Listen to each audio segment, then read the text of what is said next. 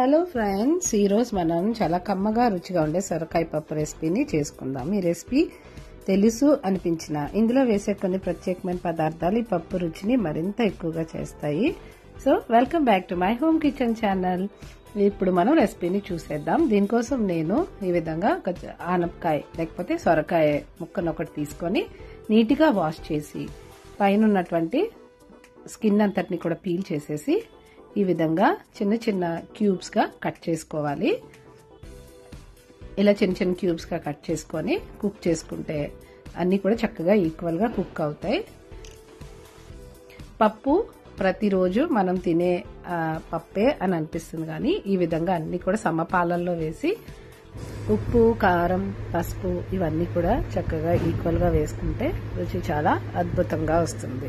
Cut చేసినటువంటి ఆనపకాయ ముక్కల్ని కుక్కర్లో వేసుకొని ముందుగా ఒక గంట సేపు నానబెట్టి పెట్టుకున్నటువంటి 1/2 కప్పు పప్పు కందిపప్పుని 2-3 టేబుల్ స్పూన్ల పెసరపప్పు, ఇది కూడా కడిగి 1/2 అవర్ నానబెట్టుకున్నాను. సో ఈ 2 పప్పుల్ని వేసి సన్నగా తరిగి పెట్టుకున్నటువంటి ఒక 2 చిన్న టొమాటోస్, చిన్న ఆనియన్, 3 పచ్చిమిర్చి, చిటికెడు పసుపు, 1/2 టేబుల్ స్పూన్ కారం వేసి 1.5 గ్లాసుల నీళ్లు పోసాను. వీటన్నింటినీ బాగా కలుపుకొని కొద్దిగా ఆయిల్ కూడా వేసుకోండి.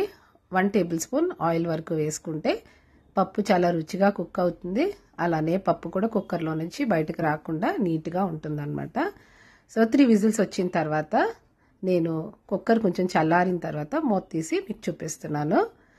మీడియం ఫ్లేమ్లో 3 విజిల్స్ వచ్చేంత వరకు కుక్ చేసుకుంటే పప్పు చక్కగా కుక్ అయిపోతుంది. ఎందుకంటే మనం ముందుగానే పప్పుని నానబెట్టుకున్నాం కాబట్టి పప్పు చక్కగా కుక్ అవుతుంది. ఇప్పుడు నేను మూత తీసిన తర్వాత లిడ్ ఓపెన్ చేసి ఈ విధంగా కదుపుకోండి. ఆనపకాయ ముక్కల్ని అన్నింటినీ కూడా ఈ విధంగా కదుపుకుంటే పప్పులో అంతా కూడా చక్కగా మిక్స్ అవుతుంది. సో ఈ పప్పుని ఇప్పుడు మనం తాలింపు వేసుకుందాం. ఒక చిన్న గిన్నె పెట్టుకోండి, అందులో నెయ్యి వేసుకోండి. 1 టేబుల్ స్పూన్ నెయ్యి వేసుకున్నాను. ఆ నెయ్యి అంతా కూడా పూర్తిగా కరిగిన తర్వాత 1 టేబుల్ స్పూన్ ఆవాలు, 1 టేబుల్ స్పూన్ జీలకర్ర, సన్నగా తరిగినటువంటి వెల్లుల్లిపాయలు, 2 ఎండుమిర్చి, 10 నుంచి 15 కరివేపాకులు, చిటికెడు ఇంగువ కూడా వేసి ఇవన్నీ కూడా కొంచెం దోరగా వేయించాలి కంపల్సరీ. ఇవి దోరగా వేగిన తర్వాత మనకి కుక్ చేసి పెట్టుకున్నటువంటి ఈ పప్పులో వేసి తాలింపు వేసేసుకోవడమే. బిగినర్స్, బ్యాచిలర్స్ ఎవరైనా సరే చాలా ఈజీగా చేసుకోవచ్చండి. ఈ పప్పుని చాలా టేస్ట్గా కూడా ఉంటుంది. అన్నిటినీ విధంగా సంపాలల్లో వేసుకొని చేసుకోండి. ఇప్పుడు సాల్ట్ వేసాను, తగినంత మీ రుచికి తగినంత ఉప్పు వేసుకొని కొత్తిమీర కూడా బాగా చల్లుకోండి. కొత్తిమీర ఎక్కువ వేసుకుంటే టేస్ట్ చాలా బాగుంటుంది. కొత్తిమీర మాత్రం మర్చిపోవద్దు.